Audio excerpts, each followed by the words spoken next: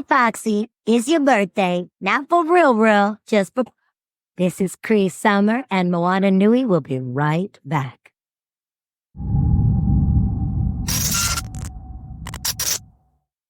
What bird did you let in my house?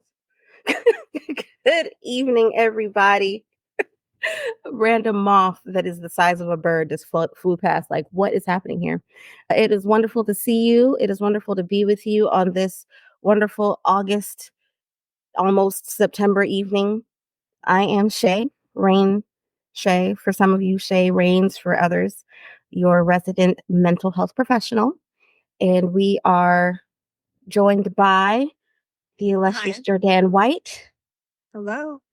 I'm Jordane White. I'm a mindset coach. So I help you specialize in your mind, getting it focused, and just changing from your old perspective to your new perspective. Love it. Perspective shifts, all about that. And tonight we are talking about happiness, not a destination, but it just happens. And of course, I'm your host, and I want to get started just by asking Jordane, how do you define happiness, especially when you're talking to clients? When I'm talking to clients, especially with happiness, I get their perspective, what they would like for them to be happy in their lives. Because most of the time, we each have our own perspective of happiness. So one could be just having a time off of work, or another person could be just having that moment where they could take a bubble bath or something. But I just start with redefining the client and then moving forward, if that kind of makes sense. Sure.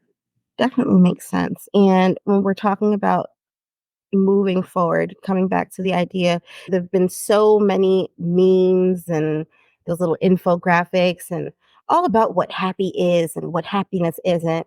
And a lot of times we don't remember that happiness is actually an intensely personal experience.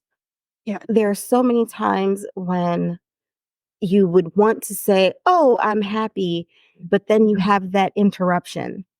And it's like, am I allowed to be happy even though I'm mad? Can I be happy with you and still be mad with you at the same time? And most of the time, we tend to choose the anger or we choose the sad, not knowing that both things can exist at the same time. They can, because happiness, as our title for this evening's show, it just happens. It is a thing that it's not something that we have to pursue, so to speak, like life, liberty, and the pursuit of happiness. It's a thing that just happens, especially when you let it, regardless of the definition. Because if happiness for you is, like you said, that opportunity to take a bath, who am I to tell you that, nah, that's not happy enough? That's not a legitimate definition of happy, right? Who am I? Like, am I living your life? Exactly. And I just got a really weird image in my mind, like trying to chase a bathtub, like the pursuit of happiness. I am going to chase this bathtub until I can jump in it and the water and bubbles magically appear in there because I have to chase it. Whereas no, it's there and the bathtub is home and I can just walk through the door and get that. Yes. No need to chase it. It's there waiting for you. And for my folks out there who are unhoused, because I don't want to be insensitive, your definition of happiness, whatever that might be, is also valid. For those of you who are unhoused, maybe, and for the sake of this conversation, unhoused includes couch hopping and cousin lending. Okay. Whether that happiness is, I got to sleep through the night today, or I got to have a full meal today. Like, this is a moment of happiness. That is valid too. Yes. Just because you are in a struggle doesn't mean that you're not allowed to still be happy. Exactly. I think that's where many people don't, like, they think they, like what you said, they have to have a stereotypical sense of happiness. And they feel like even if it's like them just getting food for that day, they feel like it's not good enough because they're comparing themselves to the next person. Right. Comparison is a great way to lose happy. Yes. is the That is thief a of great way joy. to live happy. That's right. In this world of social media, and you tell me, because you out there coaching folks and whatnot into their happiness. In my experience, especially in helping children and families or in helping the formerly or actively unhoused, it's like you need a permission slip for happy. Like, I'm not allowed to be happy because this kid is going through it. Or I'm not allowed to be happy because my mom took my phone. There's this thing in the universe right now that has even me, as nerdly and liberal as I am, like, okay, so we're just going to set all the phones on fire and see where that goes. Just- we're going to throw them off a cliff and see if we can still find this magical happy land, because for some reason I got kids and adults. Hello, Miss Porter. I got kids and adults who seem to not be able to recognize that happy does not require this piece of technology in your hand and in your face in order to be able to be happy. Sometimes trauma in our lives keep us from going to that happy place. So we have to go through healing. Amen, Yes. Winston. Absolutely. And especially for people who I'm working with, that trauma, it can totally get in the way. What's your Yes. experience? I've had to deal with both like I don't know, I'm not trying to feel like how to phrase it, the offender and then the person that it's happened to. I've had to deal with it from a counseling standpoint and from a mindset coach standpoint. So I understand both worlds. And it just like something my pastors have always told me is hurt people will hurt people and heal people will see what that person's going through and understand it. But you can't help somebody when you're in a hurt place. So you have to heal yourself first from that trauma, from those post-traumatic stress that you've encountered. Because sometimes those flashbacks or that sound triggers them to go back to that place. And just understanding your triggers and the different things that you've been through. I know that's really big in the things I've been through with a lot of different walks of life. Yeah, And especially for myself, I've been through that with domestic violence as well. So I understand what it's like to go through those things. definitely. The other saying is healed people feel people, because when you find that healing, you find yourself more able to be empathetic. When you're out of that place of hurt, you're more able to see other people's pain and Yep. empathize with it. So it's like, what's that saying about being able to see the forest for the trees? Like, you are in the middle of the thing. And so all you can see is trees, but somebody who's out of it can be like, I see trees because there's a forest. Like Yeah, kind of like being in the eye of the storm, but not being able to see the outside picture. exactly. Okay. And so when you are healed, you are more able to feel the people, not necessarily where you're seeing or feeling exactly what they feel, because that's not how that works, right? We can acknowledge that everybody's experience is different, but it's one of those things that we have to acknowledge is it's a thing. When you are at the worst of your pain, and emotional pain is different, right? If you stub your toe for that first 5 seconds, there is nothing that is more important to you than, oh my God, I think my toe is going to fall off. Something just bit it off. What is happening? And then you look and it's just like, oh, I stubbed my toe on the corner of the coffee table again. Let me move this damn thing out the way so I don't do this. And then you forget. Right? Yes. Emotional pain is, I am in this. I don't know what I'm doing. Everything is awful. And you never forget. Yes. It's you always There's remember a those moments. That's right. You never forget. And your subconscious is always looking for those moments to be like, hey, we experienced this before, run.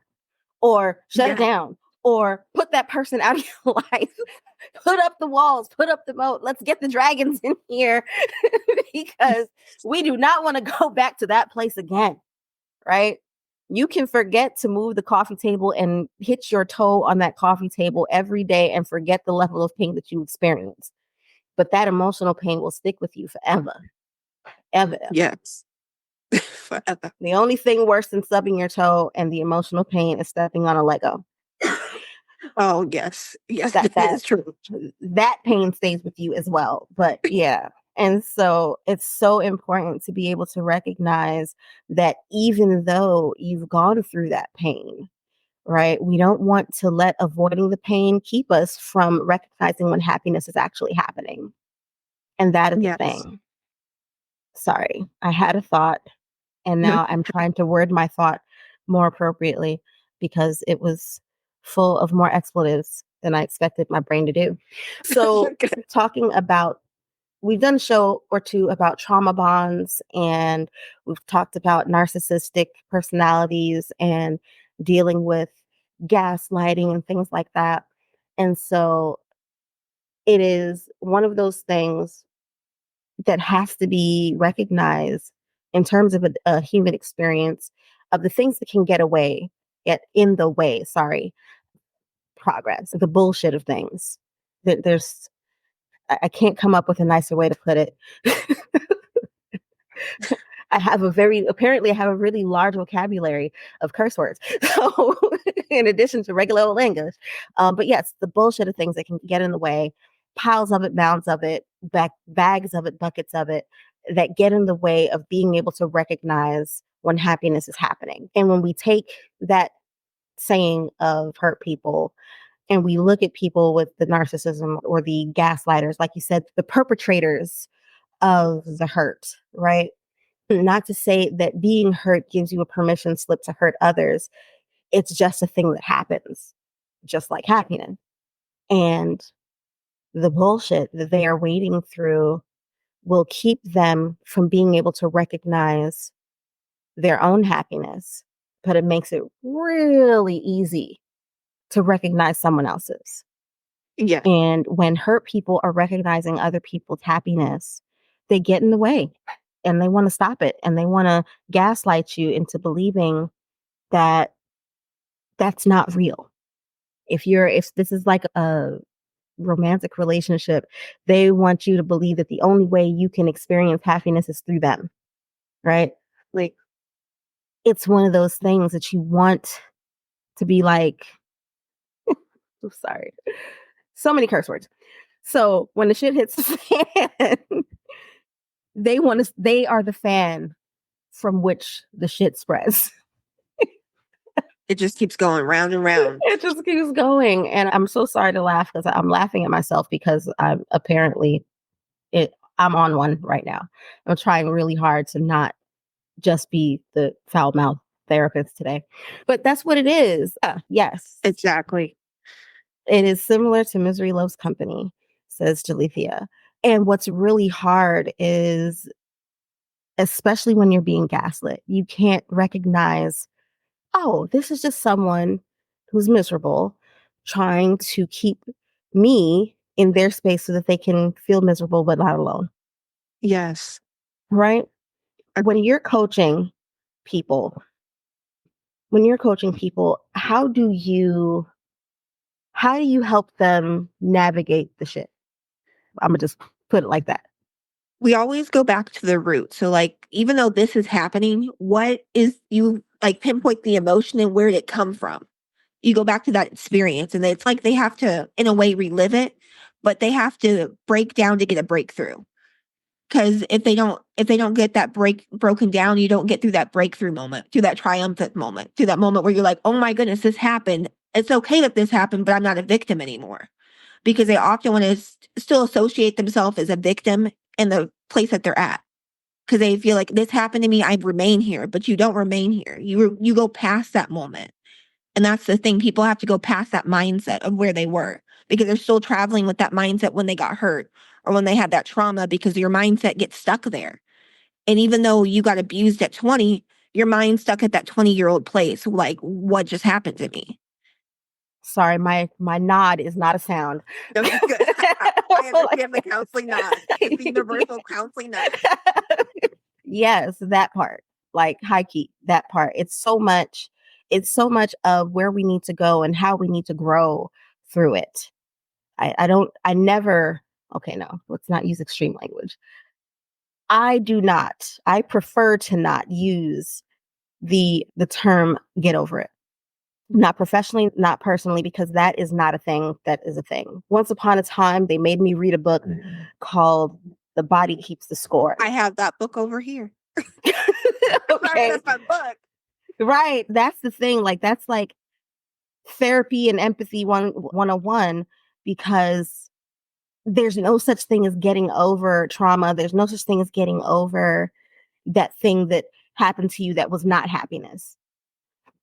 It's a necessary part of acknowledging that a thing happened to you and then being able to grow through it, being able to mature and recognize that for my domestic violence folks out there, it wasn't your fault. For my survivors of rape and incest and molestation, that wasn't your fault.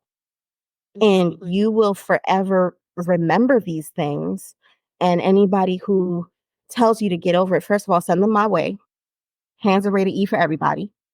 And since we're not going to choose violence every time, also take a moment to remember and accept that there are people out there who are willing to stand up for you, who are willing to hear you, who are willing to support you through growing through what you were going through. Yes. Professionals like me, and of course, like Jordane here, that's what we do. That is the calling, right? To help you get through these things that were done so that you can recognize when happiness is happening and give yourself permission to actually experience it and not be afraid that allowing yourself to experience happiness because it's Tuesday or any other day that ends in Y. Yes. Happiness doesn't have to just be for the special occasions and then you go back into your corner where you're quote unquote victim. You get to be a survivor because yes, you might still be in pain, but you're still here. And every day that you're still here is another day that you have the opportunity to grow through and then glow through it. Now you get your shine. Now you get to help someone else get through. Now you get to prove to the person who hurt you that they did not stop you, that Exactly. they didn't dim you permanently. I like that. It's a thing. That's why there are so many people on this planet, because it takes all kinds. And we have to be able to support each other through the unfortunateness so that we can actually recognize when happiness is happening. Yes.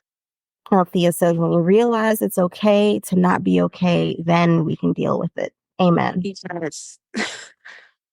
How do you help people to get to the glow up? We have a lot. Well, I have a lot of different techniques. Like I like to use. Some of them are not orthodox. I'm not going to say that they are, but one of my favorite exercises, because many people don't think of it as helping, but it really does. If you write it down and you tear it up, because it's like you're destroying what you have set in your mind. Because once it's out of your subconscious and you write it down, you can destroy that. And you don't have to sit there and plant that thought over and over again. You're reprogramming your brain to have those new neurons. So that's helping you think in a different pattern, and that's going to help you move forward. And especially in the morning, I brain dump. I love that because everything I'm thinking, I write on a piece of paper because I'm not about to think about that all day long. My brain's gonna be like, did I put the spaghetti in the fridge at 2 o'clock in the morning? I need to go to bed. I can't do that. But brain dumping helps it so much. Those techniques, just those two, are one of my favorite ones I love to use. I am also a fan of the brain dump, especially for my folks who are living with anxiety. Yes. The brain dump, especially if you're one of those people who has to have the phone, turn on that note app. Okay.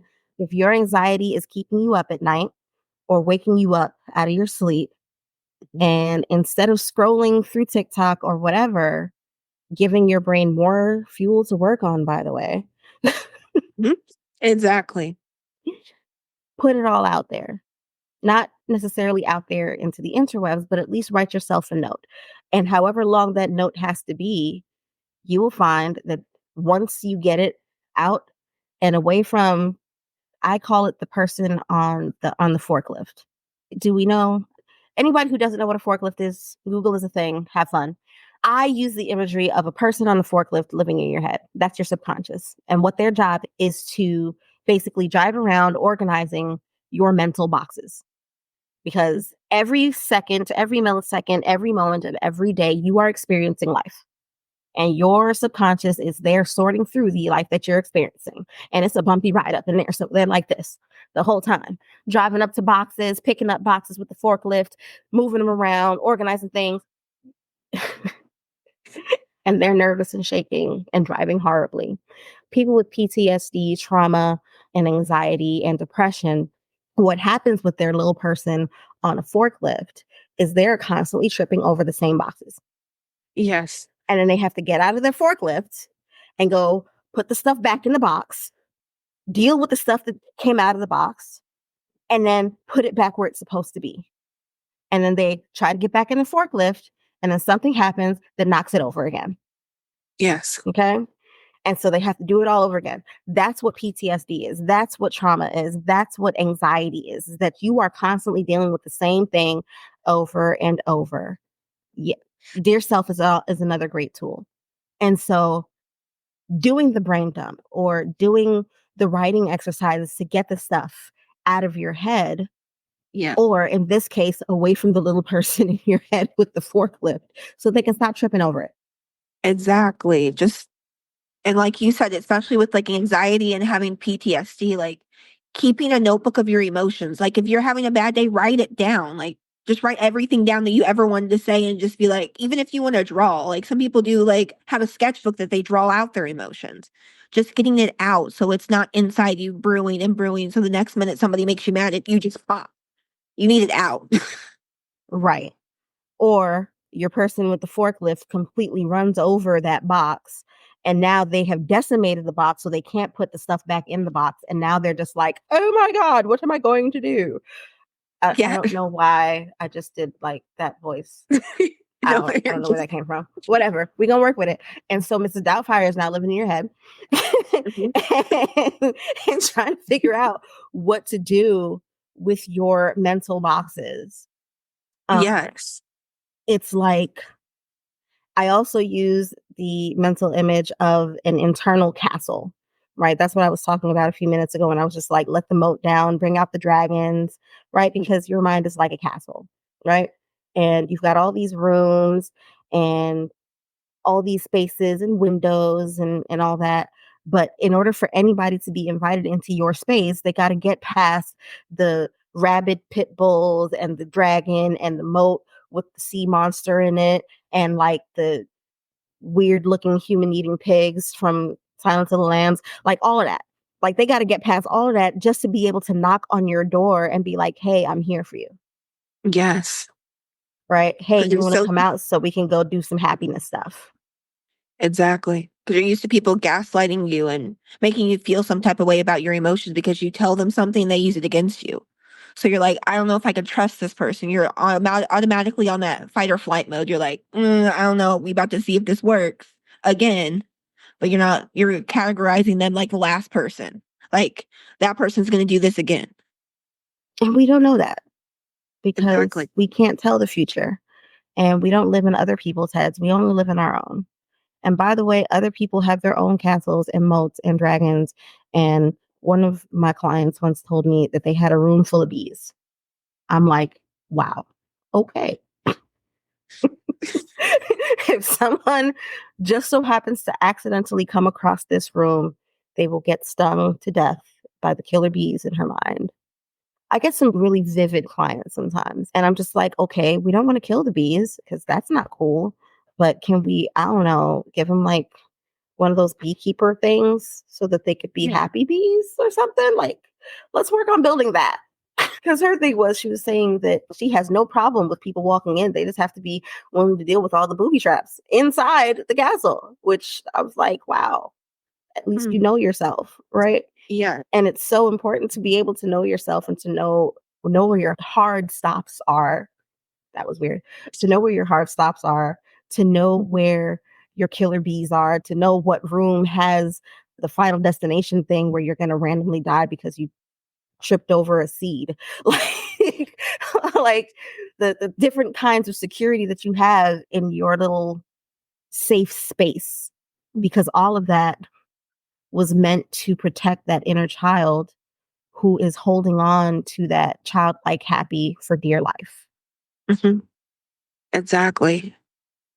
So important to be able to recognize those things, to recognize those elements of life, of experience, so that we can honor our entire selves, not just our external, but even the clumsy miniature you on the forklift, and your killer bees, and your dogs, and the human eating pigs. Like, honor all of yourselves, all the elements that make you, everything that makes you feel safe, especially because those are the elements that you're going to share with those people who you can trust. Yes. Whether that's your therapist or your bestie, you're going to share those elements with them so that they can have some, they can provide some assistance with managing all of those other elements of what makes you safe or what helps you feel safe. And there's happiness and safety, by the way. There is. Being able to talk to that person knowing they're not going to share it with the whole world. Like just them, just having that confidence that you can talk to somebody, because some people don't have that person they can talk to. They sit there and just talk to themselves basically because they feel like that's the only person they can trust.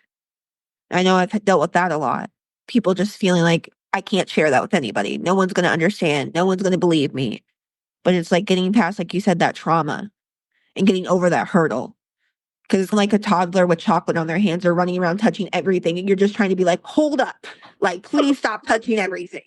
And you're just trying to contain it. Like, let me contain Like, it. no. Yeah, that is a really good image. I love imagery because it makes things so much more relatable for people.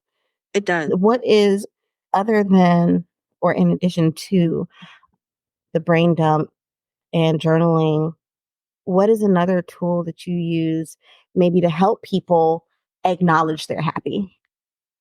I have them write on one side, like the emotion that they're experiencing and then how they would want to feel. So then they're thinking like this emotion and this, but they also are able to see two different sides. Because when you're looking at one point of view, you're like, okay, I'm upset right now, but this is where I would like to be. And just getting that goal to where you want to be and not where you're at.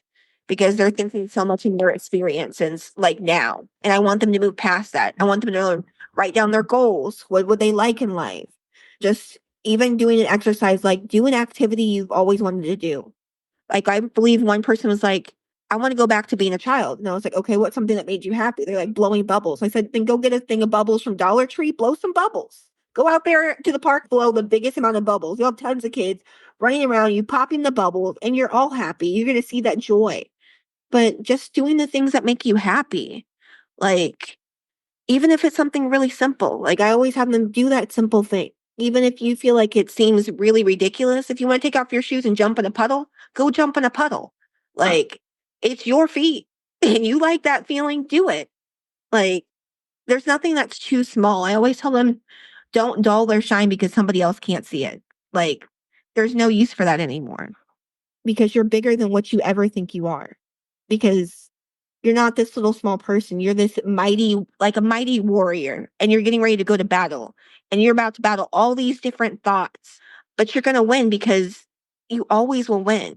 And I always remember that God always has me. So I always like, even the people, they talk about how God has them. And I'm like, there's nothing you can't do. Like, you can do this because he's gangster too. Just like you're willing to go up and bat, he's willing to go bat for you. You go out there and bat and do what you got to do. If that's how I Absolutely. make it work. Absolutely. And I want to just put our quote up there. And I want to like add to that, not just even if it makes you feel ridiculous, but especially if it makes you feel ridiculous. Because when you are feeling ridiculous, the laughter, the natural laughter that comes from doing something that feels ridiculous it just makes it so much better. It's like, I'm going to go outside and I'm going to play in the rain and I'm going to be wet and I'm going to be cold, but I'm going to reenact that old scene from that black and white movie, Singing in the Rain, and dance outside and have people looking out their window like, what is happening to this person? I'm in Atlanta and they have mental health crisis units with the police. I'm gonna call somebody. We need a 1013 out here. And you just out there happy, just happy. Yes. Just happy. Those guilty pleasures. I want us to get rid of the term guilty pleasures because saying guilty means that it's something that's wrong. Yes, exactly. Let's make it something positive. For me, I no longer have guilty pleasures. I just have pleasures. Yeah. I know it's pretty simple, but if you have to do something else, if you have to add to it to replace the guilt part of it, do you? For me, all I had to do was just erase that front part, and now it's just my pleasures. Now I'm going to play that song with Duval and Snoop Dogg at like the highest level possible, rolling through some of my clients' neighborhoods and have the neighbors looking at me like, who is this hood chick? Yes. Yes, that is what we are doing today with my lime green hair. Okay. Like, that's what we're doing today. I am going to go out there and randomly dance down the aisles of Publix because that's what I feel like doing. Yes. Right. I am going to sing out loud while I am in TJ Maxx with my mom across the store because sometimes the songs that they are playing in the TJ Maxx, they hit. They do though. Even at like Joe V's. Like Joe V's has some good songs. Me and my husband will be like in the aisle. We'll just break it down. Me and the kids, all of us would start dancing. Everyone's like, "What is going on?" What is going on? We just having fun now. Like right. And I don't know who told or who made the rule that being a grown up meant that you were no longer allowed to enjoy life. Exactly. But they lied, right? And don't get me wrong. Half the time, I am definitely on Amazon talking about, I'd like to know how to return this adulting. 100% would not recommend. Take this back and I want a refund. Like, that is totally me half the time. But the other half of the time, I am chilling, watching my anime and trying to figure out whether or not I'm going to go to Dragon Con this weekend. Like, literally the conversation we were having in pre-production. Like, this is also a part of the thing. Life takes all the things and happiness happens. And even in the smallest moments, it's so great to be able to just appreciate that was cool that I could do that. That I had the freedom in that moment to dance in a very awkward way down the Publix aisle with the spices. Right?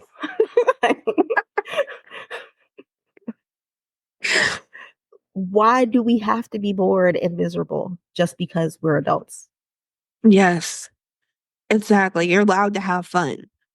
As a matter of fact, because you're a grown up, you literally get to sign your own permission slip to go on a field trip. Do something. Yes. And since we're here and I said the thing, please vote in November, Kamala Harris for 2024. Wait, no. Is that how that goes? 2024? Yes. So just dropping that out there because I said do something and my former first lady said do something. So there we go. That was my plug. I did my job for the night. But yeah. We're at day like 65, guys. Please vote. But no, it's so important that we can find the joy and that we can find the happiness and allow ourselves to recognize when something happy is happening. When we are able to walk our dog and watch that derpy little dude do weird stuff and roll over, and maybe we want to get on the floor and roll over too. Like, I don't know, but whatever it takes for you to be able to have a moment of happiness that just happened so organically that you can log that in your memory books to tell the nieces and nephews tomorrow, not when you're old and gray, but like, no, tomorrow. Because how you experience those happy moments it's also going to be how you teach other people to experience happy. That's exactly it. Black Boy Joy was a thing and a hashtag because, well, one of many things, it was said that Black men aren't allowed to smile because it was a sign of weakness. Fuck that. High key, all the way. I remember my brother saying that. Yeah, be happy, experience your joy, and then share it with the world. Because some of y'all have some really great smiles. Some of y'all, maybe not so much, but smile anyway. Yeah. Right? Because your joy is infectious. And rather than spreading the misery and the sadness and the unfortunateness of life, why not share the joy? Damn right. Thank you. Smiling is not weakness. It is a thing that we get to share. And unfortunately, for some reason in society, we have been told that we're supposed to hold on to it and be greedy about it and hide it and hoard it and not share that. Right? Yes. And we have to do the other thing too, because the world requires balance. It is so difficult. I'm going to repeat myself. So difficult to be able to recognize when happiness is happening if you are stuck in that unhappy place. So take a moment to share some of that burden of unhappiness with whoever you need to share it with so that you can make space in your life for the happiness to happen. Exactly. If your life is like a bottle, do I have a bottle? This is my vitamin water cup, y'all. Okay. Your life is this bottle. If this bottle was full of unhappiness, there wouldn't be space to actually be able to put the happiness in. So you got to pour some of it out, share some of it, right? I'm not saying necessarily spread some of it around, but I'm saying share some of it. Let someone else help you carry it. So that way you can have space to put some happiness in the cup. And then the magical thing about happiness happening is that happiness can actually override the other stuff sometimes. You ever laugh so hard you forgot what you were mad about? Oh, yeah. What you mean, am I allowed? I can talk about Jesus Christ of Nazareth. Yes. Absolutely. And that That is, right there, like what she said, will get you through some healing times, like where you feel like you couldn't get through, where you felt like you were just going to cry. You felt like you couldn't go on another day, but it's like a different sense of joy and a different sense of peace that surpasses like anything you could, like, it's so tremendous. I don't even know how to describe it, but yeah, he just brings you, like, he'll bring you so many different things that you didn't even think that were possible, but you're like, you had to get past that spot where you were. You had to go those steps, because if you imagine, like, if you're climbing stairs and you're at the bottom stair and you try to climb up to the top without taking the steps, you're going to fall flat on your face and be like, what just happened? But those steps are needed to get to your next level. Because if I go from here all the way up there, it ain't going to make any sense at all. You're just going to fall. So you might as well apply the steps to get to the level instead of having to be confused why you keep falling back down. Because I don't have time to fall 16 times down the stairs. I'm not doing that. That makes no sense at all. your happiness should be so contagious that it keeps haunting the next person to make them even happier and encourage them. I'm editing all I read because I hear you, Winston. I like what you have to say. Yes, be that kind of an outbreak monkey, right? Yes. For those of y'all who remember the 12, that was the name of the movie, right? 12 Monkeys. Be that kind, and be that kind of infectious person. Let that laugh, let that smile, let that joy, let that crazy sense of humor be the thing that energizes everyone around you. There's that science thing where energy is never lost, it's only transferred. What kind of energy do you want to transfer today? What's your 50% of the equation of that interaction? One of the things that I share fairly frequently is, well, when I used to post more frequently on social media, it's my 50% of every interaction is to put in the effort or not put in the effort to make sure that my 50% of the interaction is a pleasant one. So I'm not going to be the one who goes into the store and gives the checkout person attitude because I didn't find what I wanted. I'm going to be the one who sees that person, the checkout person, or the person who seems to be having a rough day. And I'm going to say something like, did somebody mess with you today? Do, do, do I need to cut a bitch? I swear that usually gets the laughter going. Somebody has to be having a really rough day. It's only been like one time where I only got like the small chuckle. And I feel like in that moment, they were like, yes, as a matter of fact, please do. It's that bitch over there. Like, that's what I imagined was going through their head, why I only got like the small, like low chuckle, because they actually wanted me to cut somebody, but didn't want to tell me. But otherwise, or I'll ask the server when they're like, is there anything else I can bring you? And I'm like, yes, I would like the biggest, sloppiest bag of money that you can find, please. And most of the time I get that brief pause of, is she serious? And then I get the response of, yeah, girl, me too. Like, make your 50% of the interaction a pleasant one. Even if you're having a bad day, Yes. right? You're having a bad day, or you're having what you think is a bad life, because you might wake up that morning and you're like, F my life, right? Mm-hmm. Go somewhere and say something to someone to make them feel great, and see how just by doing that, you get infected by your own pay it forward moment. Exactly. Giving that person that one compliment, like just something simple, it's free. And they don't like, you could even be like, oh my gosh, where'd you get those shoes? Because my big feet, I can't find shoes. Where'd you get those? They'll be like, excuse me? Like, yeah, I got them here. But it just makes them have that second look like somebody is paying attention to them. Or somebody's not having a good day and they're not smiling. Just like you said, make them smile. It doesn't take anything out of you. Without being creepy. Yes. I'm sorry, just don't be a creep. Don't do that weird thing where you like your mom. No. Looking real. Why are you looking so angry for? It's 2024. We don't have to do that anymore. Okay? We've grown out of that. Sirs, ma'ams, theys. Okay? We don't got to do that. We can just say something funny and move on with life, recognizing that we are not entitled to anybody else's happiness, but we should be a part of making sure that our neighbor, our brother, our sister, our cousin, our auntie, our uncles have a moment of happy. Yes. That is the 50% project. For those of you who remember when I used to say the 50% project, that's what it's all about. It's just about making your 50% of an interaction a pleasant one, letting someone else carry that moment of happiness with them, even if they seem to forget it. Their inner forklift person is going to trip over that box one day. Mm-hmm.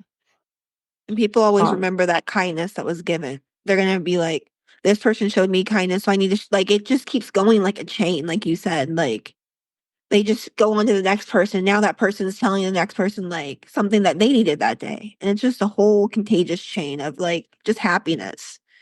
And it costs you nothing. Exactly. Because if you say that one negative comment, that goes to the next person because they're mad that you said that. And then it ruins other people's days, like when it wasn't even necessary. That part. We are at 6 minutes left to the show. And I want to make sure that we get a good, I guess, I don't know, soundbite kind of thing. Share with us your favorite thought or your favorite moment that always brings you a smile. Tell us a story. I think it would probably have to be with my brother. My brother could always make me laugh no matter what. Because I would always be making something in the kitchen and be like, okay, Betty Crocker, you in there cooking again? You don't even need the cookbook no more. Or he'd say, how people work in the deodorant aisle be funky and they don't smell themselves, but they be in the deodorant aisle. And I'll be like, Robert, stop. And he's like, but I got you to laugh. And I'll be like, you doing too much. But it's just something he would always share. And I was just like, he can make anybody laugh. And that's what I love. Just that contagiousness that he had. But that, like you said, like you just like thought about it. You were like, but it makes you laugh. Yeah, that was funny. Computer, and I'm funny. I'm sorry. That's hilarious. Got a little tear going. Tell the nice people where they can find you. They can find me on TikTok. I think my name's the Quirky Queen Shop, but I also the Mindset Reset Queen. But you can find me on TikTok as that, or Instagram, I'm the Mindset Reset Queen, and same thing on Facebook. Okay. And of course, you can find me pretty much on all the platforms, although I admit that I have not posted on social media for real in a super extra everlastingly long time. But I am Reign O Change, REIGNO Change, because I'm always about that change on whichever one of the platforms you're looking for. So what's that? You can find me as that on TikTok. You can find me on that as that on Instagram, Snapchat, Facebook, of course. Did I get all of them? Instagram, Facebook, Snapchat. Yeah, all of them. Rain change. But anyway, this has been wonderful. It has been wonderful talking with you and sharing these thoughts and having this moment of happiness happen. Yes. How about we end this segment with your final thought on happiness? My final thought would be let God take care of it. You don't need to take care of that situation and punch that person in the face. Let God take care of it. He'll take care of you. Let God take care of it. Let go and let God. Do not choose violence today. As my cousin used to say, don't be an asshole every day of your life. This has been Rain Talks. Thank you so much for watching and have a wonderful rest of your day. Bye.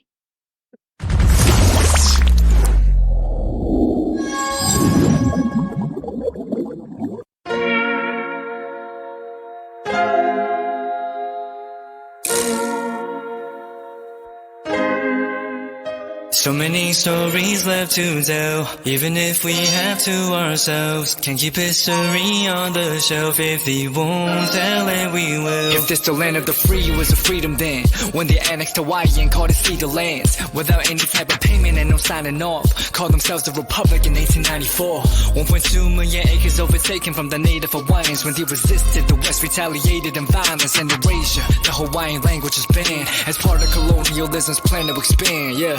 Stuck between a rock and a hard place. Multiple bombings of Kaho'olawe as a part of their ongoing war with Asia. Used it as a place for target practice. No consent or compensation. Colonizers call for annexation. No regard for all the locals. School will never let you know. So many stories left to tell, even if we have to ourselves. Can keep history on the shelf. If we won't tell it, we will. Too many stories left to tell, even if we have to ourselves. Can keep history on the shelf. If we won't tell it, we will. We will. So if we put Hawaii into perspective, well, Black and Asian history is interconnected. Considering the fight with the Pacific, then of course versus Asia, they was treated as a middleman for war, but didn't let the Western colorism run its course. Cause dark skin was a sign of dignity to core. The land was taken in the name of capitalism, when prior to it was an actual kingdom. Clap back at the system. Stuck between a rock and a hard place. Multiple bombings of Kaho'olawe as a part of their ongoing war with Asia. Used it as a place for target practice. No consent or compensation. Colonizers call for annexation.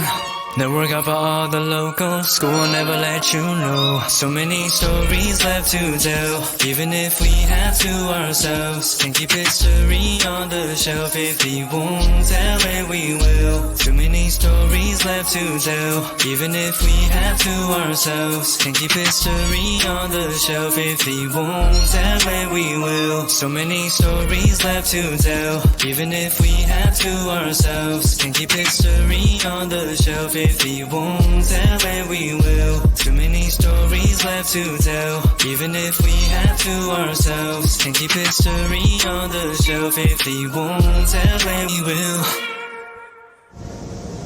will.